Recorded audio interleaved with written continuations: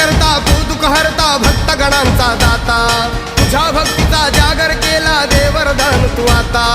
रूप निरखता भान हरपले सुंदर मंगल मूर्ती नसा नसातून उधाणलेली आनंदाची भरती